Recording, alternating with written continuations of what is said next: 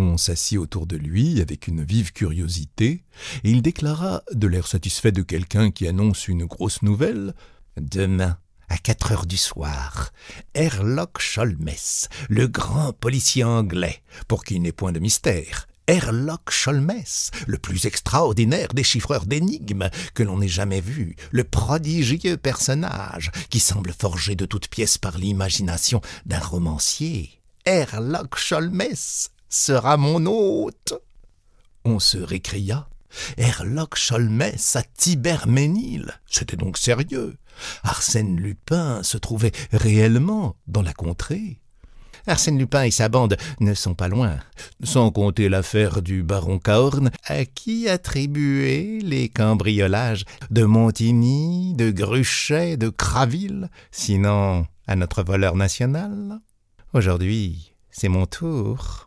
« Et vous êtes prévenu, comme le fut le baron Cahorn ?»« Le même truc ne réussit pas 2 fois. »« Alors voici. » Il se leva et, désignant du doigt sur l'un des rayons de la bibliothèque un petit espace vide entre 2 énormes in-folios, il y avait là un livre du XVIe siècle intitulé « La chronique de Thibermesnil », qui était l'histoire du château depuis sa construction par le duc Rollon sur l'emplacement d'une forteresse féodale.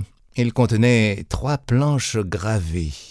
L'une représentait une vue cavalière du domaine dans son ensemble, la seconde, le plan des bâtiments, et la troisième, j'appelle votre attention là-dessus, le tracé d'un souterrain dont l'une des issues s'ouvre à l'extérieur de la première ligne des remparts, et dont l'autre aboutit ici, oui, dans la salle même où nous nous tenons.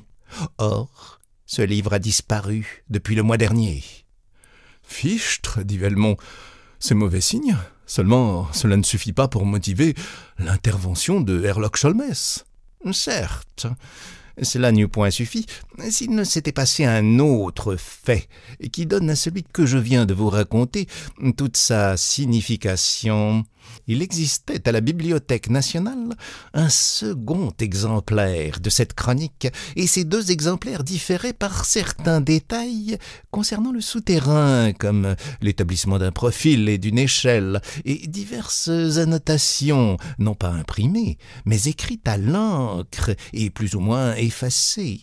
Je savais ces particularités, et je savais que le tracé définitif ne pouvait être reconstitué que par une confrontation minutieuse des 2 cartes.